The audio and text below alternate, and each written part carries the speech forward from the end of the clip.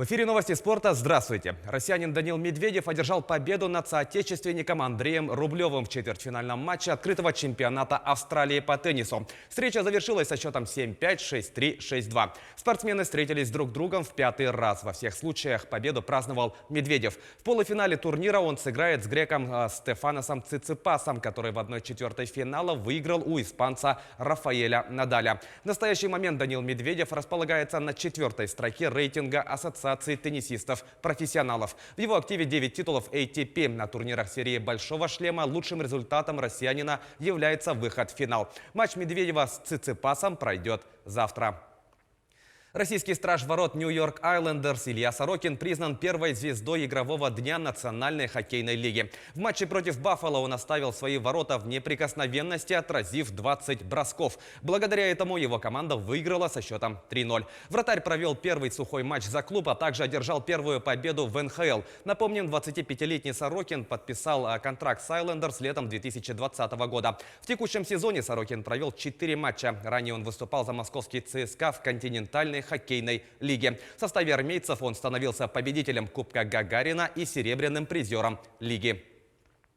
Мужская сборная России по водному полу обыграла команду Хорватии в матче квалификационного турнира к Олимпийским играм в Токио. Соревнования проходят в нидерландском Роттердаме. Россияне выиграли встречу со счетом 14-13 и продолжают возглавлять таблицу группы «Б». Они набрали 7 очков и гарантировали себе участие в четвертьфинале турнира. Второе место занимают хорваты, у которых 6 пунктов. Тройку лидеров с 4 баллами замыкают представители Нидерландов. Далее идут команды Румынии, Франции и Германии. В пятом заключительном туре российская команда встретится с нидерландскими спортсменами.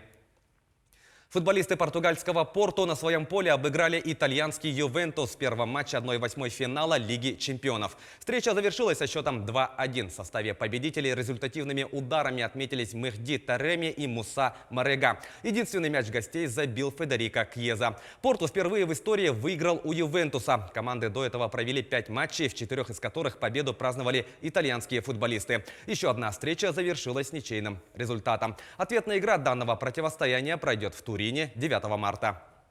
В другой встрече игрового дня дортмундская Боруссия на выезде со счетом 3-2 победила испанскую Севилью. В составе шмелей дубль оформил Эрлинг Холланд. Еще одно взятие ворот провел Махмуд Дауд. У андалусийцев точные удары на свой счет записали Сусо и Люк де Йонг. В этой игре Холланд забил 17-й и 18-й мячи в Лиге чемпионов. Для этого норвежскому нападающему понадобилось 13 матчей. До этой встречи Боруссия и Севилья играли дважды. Теперь в активе команд по одной победе. Еще одна игра завершилась в ничью. Ответная встреча этой пары также пройдет 9 марта в Дортмунде.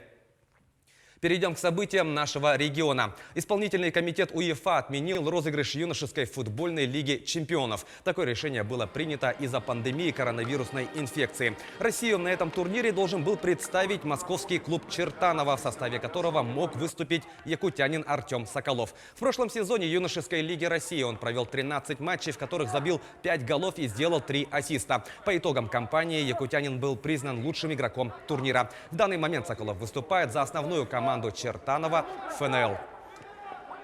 В Якутии в 52 школах будут улучшены условия для занятий физической культурой и спортом. Об этом сообщает пресс-служба Министерства образования и науки Республики. В текущем году в рамках регионального проекта «Успех каждого ребенка» в 7 школах отремонтируют спортивные залы. Одна школа перепрофилирует имеющуюся аудиторию под спортивный зал. 34 школы будут оснащены спортивным инвентарем. Еще 10 школ получат спортивное оборудование для открытых помещений. Сообщается, что на реализацию этого проекта будет потрачено более 45 миллионов рублей.